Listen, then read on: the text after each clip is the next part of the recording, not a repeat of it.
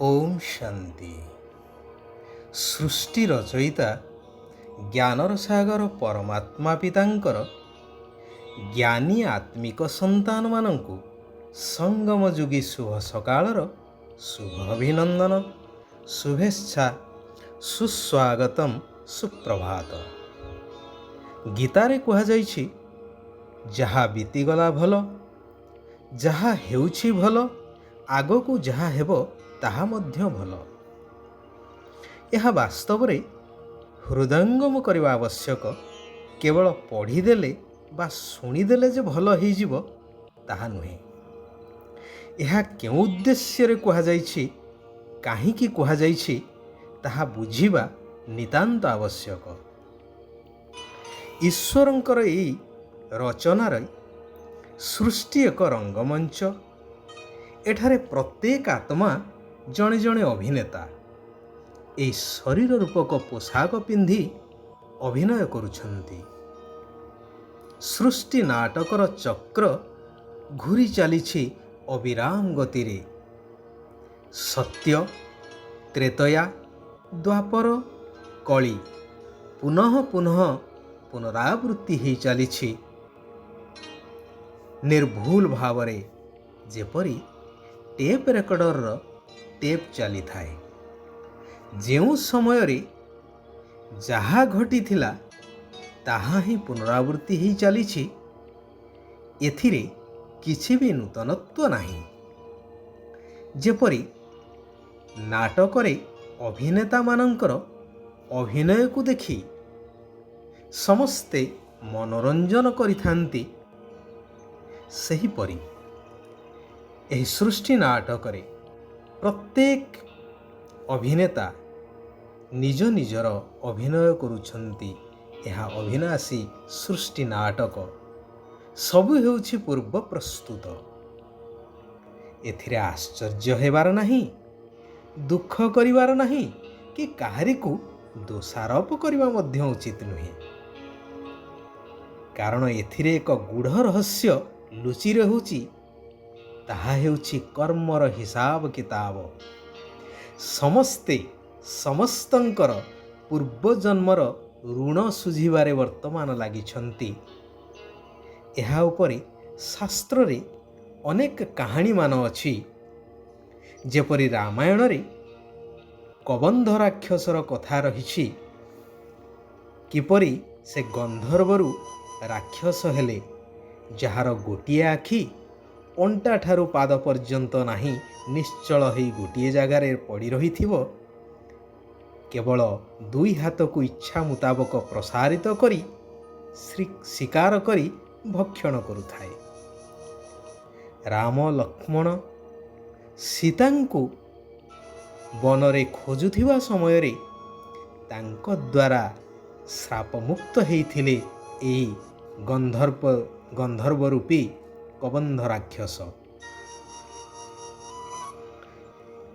ଏବଂ କିପରି ସେ ରାକ୍ଷସ ହେଇଥିଲେ ରାମଙ୍କ ଆଗରେ ସେ ବଖାଣିଥିଲେ କି କୌତୂହଳବଶତଃ ଭୟଙ୍କର ରୂପ ଧାରଣ କରି ଋଷିମୁନିଙ୍କୁ ଭୟଭୀତ କରାଇବାର ଚେଷ୍ଟା କରୁଥିଲେ। ଋଷି ତାଙ୍କ ଦିବ୍ୟ ଦୃଷ୍ଟି ବଳରେ ଜାଣିପାରିଲେ ଏବଂ ଅଭିଶାପ ଦେଲେ ଯେ ତୁମେ ସଦାକାଳ ପାଇଁ ଏହିଭଳି ରୂପ ନେଇଯାଅ। ତେବେ କହିବାର ଉଦ୍ଦେଶ୍ୟ ହେଉଛି, ଯିଏ ଯେପରି କର୍ମ କରିଥାନ୍ତି ତାର ହିସାବ କିତାବ ଚୁକ୍ତ କରିବାକୁ ହିଁ ପଡ଼ିବ ନା। ବର୍ତ୍ତମାନ ସମାଜରେ ଦେଖାଯାଏ, ପରିବାର ମଧ୍ୟରେ ମଧ୍ୟ ଜଣେ ଯଦି ଭଲ କର୍ମ କରିଥାଏ, ଭଲ କହିଥାଏ, ତାକୁ ଅନେକ କଷ୍ଟ ଭୋଗିବାକୁ ପଡ଼ୁଛି, ଅପମାନ ମଧ୍ୟ ସହ୍ୟ କରିବାକୁ ପଡ଼ୁଛି। ଏହା ହିଁ ହେଉଛି କର୍ମର ହିସାବ କିତାବ। ଯିଏ ଏହି ସୃଷ୍ଟି ନାଟକର ଅଟଳ ନିୟମ ବିଷୟରେ ଅବଗତ, ସେମାନେ ଏଥିରେ ବିଚଳିତ ହେବା ପରିବର୍ତ୍ତେ ଖୁସି ଅନୁଭବ କରିଥାନ୍ତି। କାରଣ ସେମାନଙ୍କର ନିଶ୍ଚୟତା ଥାଏ କି ଏହା ମୋର କର୍ମର ହିସାବ ଚୁକ୍ତ ହେଉଛି। ଯେପରି କେହି ଜଣେ ଅଭାବୀ ବ୍ୟକ୍ତି ନିଜର ମୁଣ୍ଡ ଝାଳ ତୁଣ୍ଡରେ ମାରି ପେଟରୁ କାଟି ସଞ୍ଚୟ କରି କରି ଋଣ ପରିଶୋଧ କଲା ପରେ ଖୁସି ହେଇଥାନ୍ତି ଦୁଃଖୀ ହେବା ପରିବର୍ତ୍ତେ, କାରଣ ସମ୍ପୂର୍ଣ୍ଣ ଚିନ୍ତାମୁକ୍ତ ହେଇଯାଇଥାନ୍ତି ନା। ଠିକ୍ ସେହିପରି ସେଥିପାଇଁ ଗୀତାର ସେହି ମହାନ ଉକ୍ତିର ଭାବକୁ ବାସ୍ତବରେ ବୁଝିବା ଦରକାର କି ଯାହା ବିତିଗଲା ତାହା ଭଲ, ଯାହା ଘଟୁଛି ତାହା ମଧ୍ୟ ଭଲ, ଆଉ ଆଗକୁ ଯାହା ଘଟିବ ତାହା ଆହୁରି ଭଲ। ଏଥିରେ ସମସ୍ତଙ୍କର କଲ୍ୟାଣ ହିଁ କଲ୍ୟାଣ ଅନ୍ତର୍ନିହିତ ହୋଇ ରହିଛି।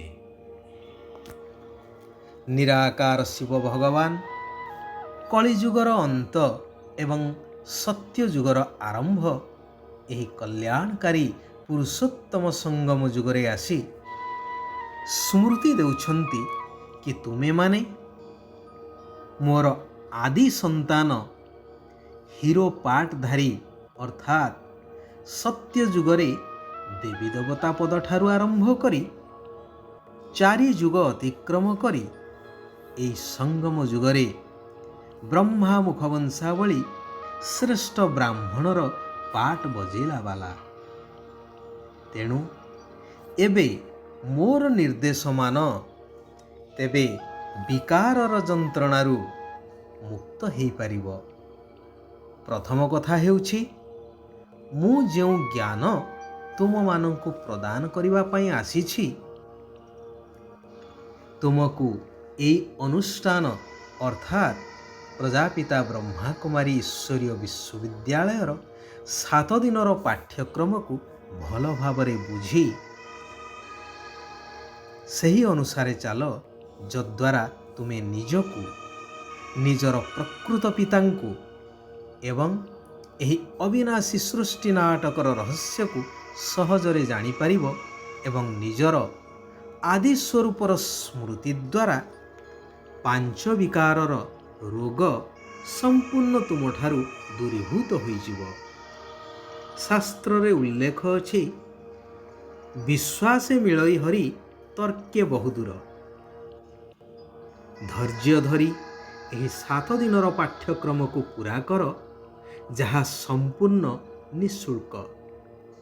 ଧୀରେ ଧୀରେ ମନର ସମସ୍ତ ପ୍ରଶ୍ନର ଉତ୍ତର ଏହି 7 ଦିନ ମଧ୍ୟରେ ସମାପ୍ତ ହୋଇଯିବ, ଅର୍ଥାତ୍ ସବୁର ଉତ୍ତର ମିଳିଯିବ। ବାସ୍ତବତାକୁ ଜାଣିସାରି କୌଣସି କଥାରେ ସଂଶୟ ଆଣିବା ଅନୁଚିତ। ସାକ୍ଷୀ ହୋଇ ପ୍ରତ୍ୟେକ ଅଭିନେତାଙ୍କର ସବୁ କିଛି ଅଭିନୟକୁ ଦେଖ। କେବେ ହେଲେ ନିଜର ଚରିତ୍ରର ରେକର୍ଡକୁ ଖରାପ କର ନାହିଁ। ନିଜକୁ ବିନ୍ଦୁ ଆତ୍ମା ନିଶ୍ଚୟ କରି ନିରାକାର ବିନ୍ଦୁ ପିତାଙ୍କ ସ୍ମୃତିରେ ରୁହ, ତେବେ ସମ୍ପୂର୍ଣ୍ଣତାକୁ ପ୍ରାପ୍ତ କରି କର୍ମାତୀତ ଅବସ୍ଥା ହୋଇଯିବ। ସତ୍ୟ ପିତାଙ୍କ ସହିତ ସମ୍ପୂର୍ଣ୍ଣ ସତ୍ୟତାର ସହିତ ଚାଲିବା ଦରକାର। ଶିବ ବାବା କହୁଛନ୍ତି, ସନ୍ତୁଷ୍ଟତା ରୂପୀ ସମ୍ପତ୍ତି ଦ୍ୱାରା ବିନାଶୀ ଇଚ୍ଛାଗୁଡ଼ିକୁ ସମାପ୍ତ କରୁଥିବା ସଦା ସନ୍ତୁଷ୍ଟ ମଣି ହୁଅ। କୁହାଯାଏ, ଯିଏ ସଦା ସନ୍ତୁଷ୍ଟ ତା ପାଖରେ ସବୁ କିଛି ପ୍ରାପ୍ତ ହୋଇଥାଏ।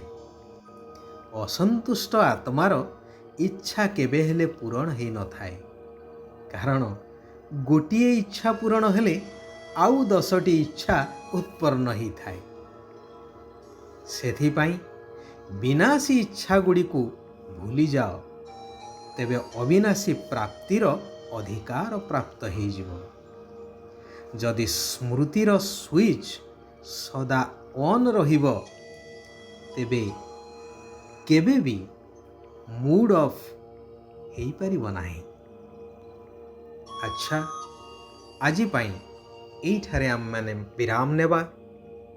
ଆସନ୍ତାକାଲି ପୁନଃ ଆମେମାନେ ସେହି କଲ୍ୟାଣକାରୀ ପରମାତ୍ମାଙ୍କର ଆଉ କିଛି କଲ୍ୟାଣକାରୀ ମହାବାକ୍ୟକୁ ଆଲୋଚନା ମାଧ୍ୟମରେ ଧାରଣା କରିବା, ନିଜ ଜୀବନକୁ ଶ୍ରେଷ୍ଠ କରିବା ସହିତ ସାରା ବିଶ୍ୱର ଆତ୍ମାମାନଙ୍କର କଲ୍ୟାଣ କରିଚାଲିବା।